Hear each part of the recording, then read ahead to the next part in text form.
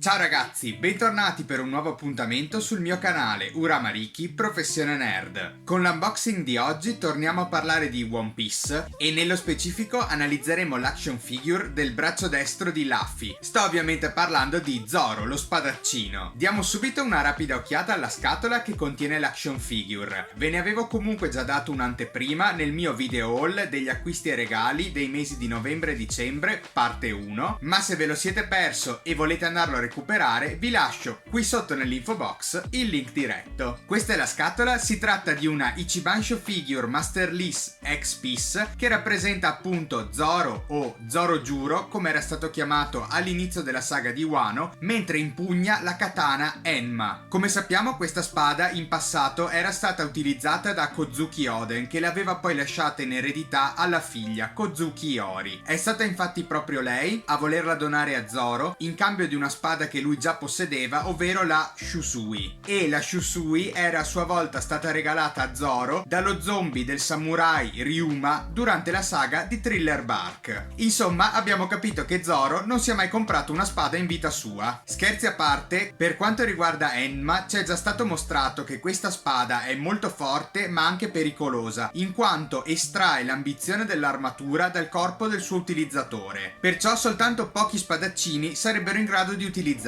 A questo punto direi di passare subito a fare l'unboxing e poi ci ritroviamo come sempre al termine del video per i saluti finali. A tra pochissimo!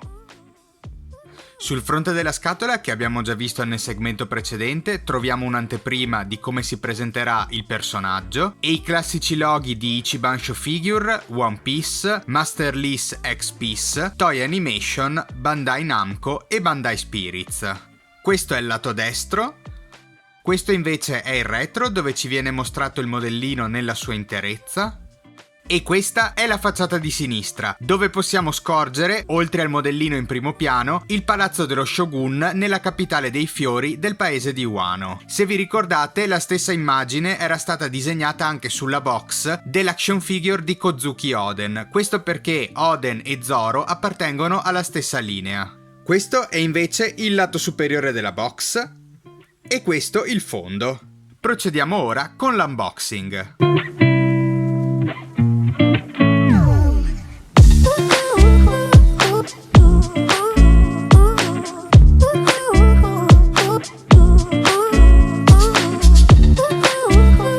La figure sarà imballata in questo modo.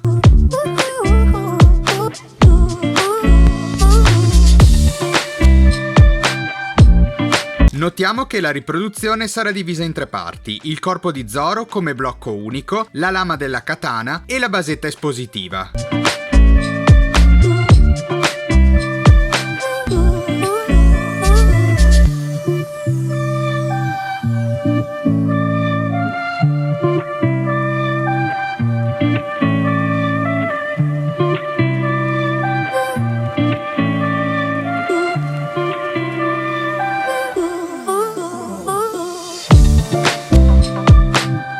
Ecco come si presenterà il modellino di Zoro una volta assemblati tutti i pezzi. Guardiamolo anche dagli altri lati. Possiamo già notare che lo sculpt è stato realizzato in modo perfetto. Guardate che definizione hanno i muscoli di Zoro. E questo è l'ultimo lato. Analizziamo adesso un po' più da vicino l'action figure per poterne cogliere meglio i dettagli. Il viso è stato riprodotto indubbiamente con molta fedeltà al personaggio e lo considero uno dei punti forti di questa riproduzione. Il fisico è stato sia scolpito che colorato in modo impeccabile e questo appare evidente sia sul busto che sulla schiena. L'unica cosa che non mi è piaciuta molto è stato il segno di congiuntura dei pezzi su entrambe le braccia, che fa un effetto molto finto e artificiale. Mi colpisce invece moltissimo la grande cura con cui sono stati ricreati i foderi delle tre katane, ognuno con le proprie peculiarità. Infine, la basetta piatta a forma quadrata è perfetta così com'è, non penalizza assolutamente la riproduzione, ma anzi la slancia aggiungendole anche un paio di centimetri. Per quanto riguarda le dimensioni, misura circa 22 cm, partendo dalla basetta e arrivando fino alla sommità dei capelli. Confrontiamo adesso la riproduzione di Zoro con quella di altri personaggi che abbiamo già visto in precedenti recensioni. Iniziamo proprio con la Ichibansho Figure Master Lease X-Piece di Kozuki Oden che ho citato poco fa. Questi due spadaccini brandiscono la stessa spada, Enma, e sarebbe sicuramente stato molto bello se i due si fossero potuti conoscere e misurare in uno scontro.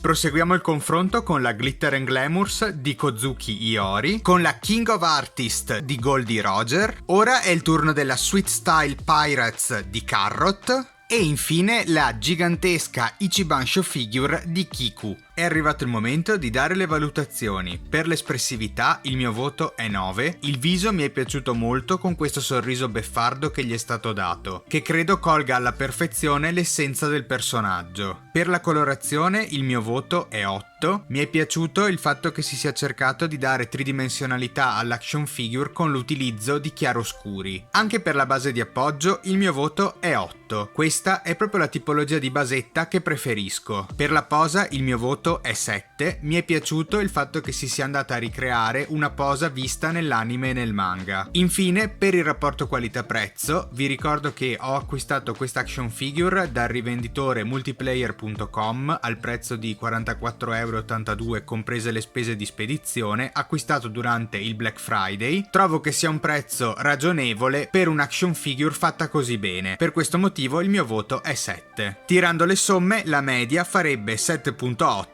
che arrotondo per eccesso a 8. Un'ottima valutazione per questa Ichibansho Figure di Zoro.